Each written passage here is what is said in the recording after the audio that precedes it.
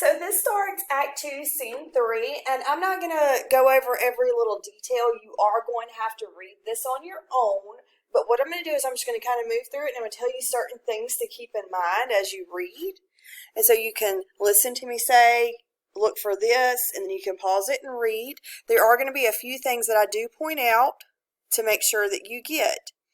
All right, so this first part here is the scene where at the end of scene 2, it was Lady Macbeth and Macbeth, and they had the blood on their hands. They had Macbeth had just killed King Duncan, and during their conversation, there was the knocking at the gate. Well, in the porter's scene, this is someone who works at Macbeth's castle, and he is obviously drunk, and he comes in and he's just talking about pretending like he's the gatekeeper of hell, and he talks about different people that he, as the gatekeeper, is letting in. So just kind of look at that and look at the different types of people that he points out.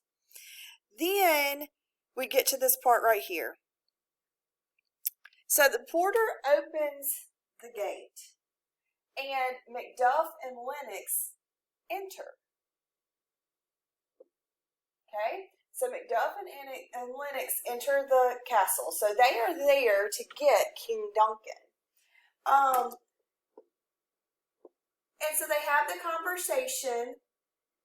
There's the conversation between Macduff, Lennox, and the porter. And then you're going to scroll down to this part. All right, so notice that now Macbeth has entered. So now we have Macduff, Lennox, Macbeth. I think the porter at this point has already left. So let's look at the conversation between Lennox, Macbeth, and Macduff. Now, this is the first time we've really seen these characters play a significant role in the play. All right, so let's look at the conversation. I'm going to point out just a few things in their conversation. So, Macduff asked the question, is the king awake? And look at Macbeth's answer. Macbeth says, not yet.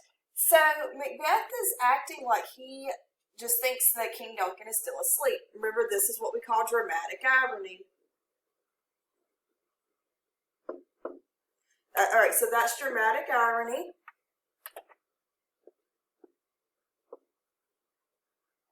Because we know that Macbeth has killed King Duncan, but they don't know. All right, so, and then look at this part right here where Macbeth says, I'll bring you to him. So, Macbeth is acting like he doesn't know what has happened, but we know that Macbeth is lying. All right, so then we go down here. Macbeth says, I'll bring you to him. And then Macduff exits. Where is he going? He's going to the king's chamber. And then Lennox and Macbeth have a conversation. All right, so Lennox asked the question. This is similar to what happened earlier with Macbeth and Macduff. Lennox asked the question, is the king leaving today? And Macbeth says, he is. He told us to arrange it. So, again, dramatic irony. Now, this part right here, Lennox just talks about the different, some things that happened overnight. And this is what we call omens. And omens are whenever things would happen in nature, like he talks about the owl and the terrible weather and so forth, that those things reflected what is happening in life. And then Macbeth says, it was a rough night. All right, so this part right here, Macduff enters and he's upset. Why is he upset? Because where did he leave? He left to go to King Duncan's chamber. He comes back and he's upset. So we know at that point that he's realized that King Duncan has been murdered. All right, so from here on down to here, that's where Macduff is saying he's been murdered. Go see for yourself. And then he starts to wake everyone up. He says, wake up, ring the alarm bell, murder and treason. So he's waking everyone up and getting everyone to come together. So everyone is about to find out at this point. So Lady Macbeth enters, and then look at her reaction. Again, dramatic irony, right? So it's dramatic irony because we know that Lady Macbeth had her hands in the murder, but yet she's like, what is that terrifying trumpet? What's going on? And so she is pretending to not know anything. All right? Now, I do want to point out this right here. This part right there, Macbeth and Lennox left the room because Macduff said, go see for yourself. This part right here, go into the bedroom and see for yourself. So Lennox and Macbeth left, and they go into King Duncan's chamber. Remember that Macbeth is pretending like he doesn't know what has happened and that he doesn't know that King Duncan has been murdered. So he left to go check on King Duncan. All right, so down a little bit further, Lady Macbeth, whenever they say the king has been murdered, Lady Macbeth says, how horrible, what, in our house? So more dramatic irony, she's pretending like she doesn't know anything that has happened. So just like earlier, I wanted to make sure that you notice that Macbeth and Lennox re-enter, this time they're with Ross, so they re-enter into the room with everyone else. So they've been in Duncan's chamber and they come back. All right, so this part right here, Malcolm and Donalbain enter, and those are King Duncan's sons. And this is where, so they're starting to ask what's wrong and who did it. So they're starting to ask questions. And Macbeth is giving the answers. You are, but you don't know it. So look at the difference between Macbeth and Macduff's reaction. Macbeth says, you are, but you don't know it. The source from which your royal blood comes has been stopped. So it's kind of like he's kind of going around the answer, whereas Macduff is just very straightforward and to the point. So there's the difference between Macbeth and Macduff. Now, let's look at what Lennox says. When Malcolm asks who did it, Lennox says, it seems that the guards who were supposed to be protecting his chamber did it. Their hands and faces were all covered with blood. So were their daggers. So, what are we seeing here? Guess what? The plan is working.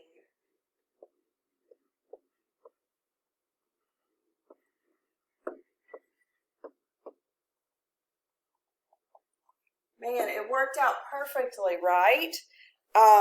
Everybody believes that the guards did it, so their plan is working.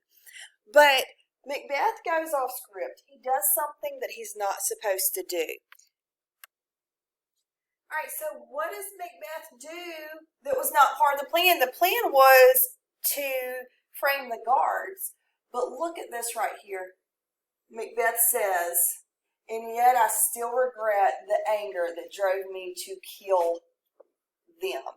So a lot of people misread this, and they read it as that Macbeth just admitted to killing King Duncan, but he didn't kill King Duncan. Who did he kill?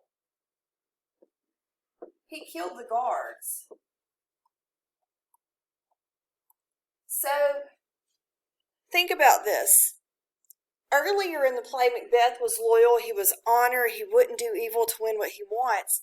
Yet now, within just a few hours, he's killed King Duncan, and then he went back and he killed the guards who they were framing. And let's look at his reasoning, because if you look right here, Macduff asked the question, why did you do that? What did you do that for? And so Macbeth gives his answer here. So you may want to pause and just take a second to read that, and then I'm going to talk about it. All right, so his answer, hopefully you paused it and read it, and if you're coming back now, his answer, to summarize it, basically just says, you know, Who can love someone so much and then see what these people had done and not be so angry? So he basically is saying, I loved King Duncan so much that whenever I saw what these guards had done to him, I killed them. But what do we know? Here's more dramatic irony. So the dramatic irony here is that we know that Macbeth killed them for a different reason. It's not because he loved King Duncan so much and that he's upset of what they did. So think about the real reason that Macbeth killed the guards. Go back to his conversation with Lady Macbeth. Remember whenever he comes in and he tells Lady Macbeth that they woke up, but then they said their prayers and went right back to sleep. And so at that point, it's like, okay, well, they didn't see him. They don't know. But, in the back of Macbeth's mind, he has to be thinking, what if they saw me? What if they remember? What if they say something?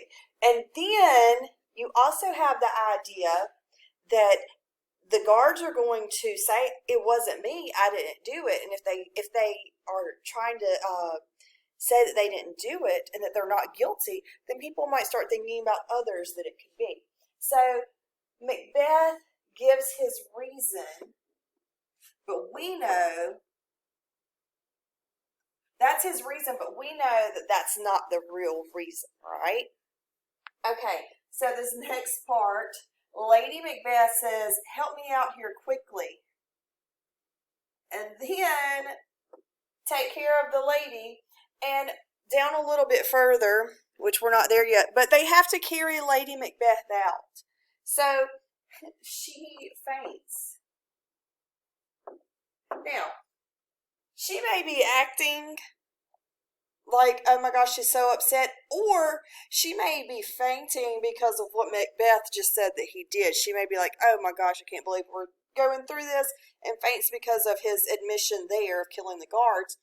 Or she could just be putting on a really great act. Alright, so in this part right here, Banquo says, take care of the lady, and Lady Macbeth has to be carried out because she fainted, and that's how we know, because she has to be carried. Alright, but this is still Banquo speaking. Now remember, Banquo was the one that was with Macbeth with the witches, right? So he was the one that knows everything the witches had told Macbeth. So, and he says, let's go get properly dressed, and we're going to meet to discuss this bloody crime and to see if we can figure anything out. So he wants to know the truth. And I'm going to put this over here. So he wants to know the truth. All right. And Macbeth says, okay, let's get dressed quickly and then meet in the hall. And they all agree, and so they're all going to meet back in the hall. Now let's look at this last little bit of this scene. In this very last part, and this is important, Malcolm and Donalbain are talking about what they're going to do. And Malcolm says, what are you going to do? We don't need to stay here because we are next in line. He says, I'm going to England.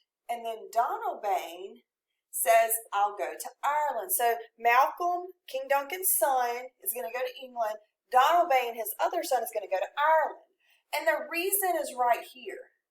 Because he says, we don't need to stay here with them. It's easy for a liar to pretend to feel sorrow when he actually feels none. So the reason is because they believe that their life is in danger. But start to think about this. Is it smart for Malcolm and Donalbain to leave?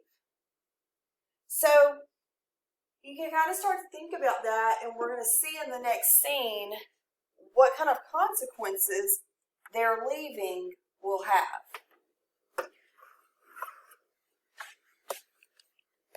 Before we read Act 2, Scene 4, you may want to go back through and read through the entire Scene 3 so that you can piece together everything that I just went over. And once you feel like you have a good grasp on Scene 3, you can come to Scene 4. All right, so Scene 4 is soon after everything has happened, you have an old man and Ross, they're having a discussion. So I do want to point out a few things in their discussion. All right. Says the clock says it's daytime, but night is strangling the sun. So here's some personification.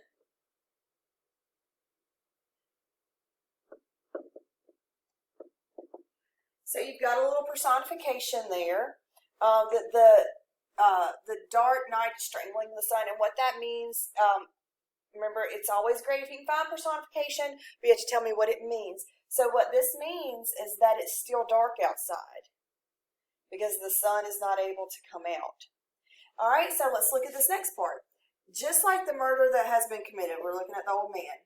He says, last Tuesday, and this is something that predicted what was going to happen. So last Tuesday, a falcon was circling high in the sky, and it was caught and killed by an ordinary owl that usually goes after mice. So this is actually something that happened the week before, the last Tuesday, but it was foreshadowing, it was predicting events of the future. All right, so let's look at who's the falcon and who's the owl. A falcon was circling high in the sky, and it was caught and killed by an ordinary owl. So look at the way Shakespeare writes it. A falcon towering in her pride of place, her majesty, was in the sky, and an ordinary owl killed it. So who's the falcon? King Duncan, right? Who's the owl? Macbeth. Because the owl killed the falcon when it usually goes after mice. So Macbeth went after the king whenever he usually just goes after ordinary soldiers. So you can see that. Then you've got this next one. It says that Duncan's horses, which are beautiful and swift and the best of their breed, suddenly turned wild and broke out of their stalls, refusing to be obedient as usual. They acted like they were at work with mankind. Then, don't miss this part, the old man says, they say the horses ate each other. So here we have something in the past that predicted the future. Now here's something that is happening that can predict the future. So what could we be getting about the future of these Duncan's horses? They're the best of their breed. Think about the men we've been talking about. Malcolm, Lennox, Macbeth, Banquo, King Duncan's sons, Malcolm and Donalbain. They are the best of their breed. So what did King Duncan's horses do? They turned wild. They broke out their stalls. They were at war with mankind. It said they ate each other. So this can be predicting and foreshadowing the chaos that is about to ensue amongst the nobility in Scotland. All right, so I scrolled down a little bit, and at this point Ross has entered, Ross, Macduff, and the old man are there. So Macduff has entered the conversation. So you have the question from Ross, does anyone know who committed this horrible crime? Now, which is weird because everybody at one point was saying the servants did it, but people are still questioning. Go back to what Banquo said. He said, let's talk about this. Then Ross asked the question, who did it? And Macduff gives the answer. The servants of whom Macbeth killed. So he gives the answer, it's the servants. Everybody's still believing that it's the servants, the guards, just like Macbeth and Lady Macbeth wanted them to. Then Ross asks the question, what good would this have done for those men to kill King Duncan? So it just doesn't make sense. So Macduff gives the answer. And Macduff's answer goes to show us that the plan is working better than they had even thought it would. Macduff says they were paid to betray their master.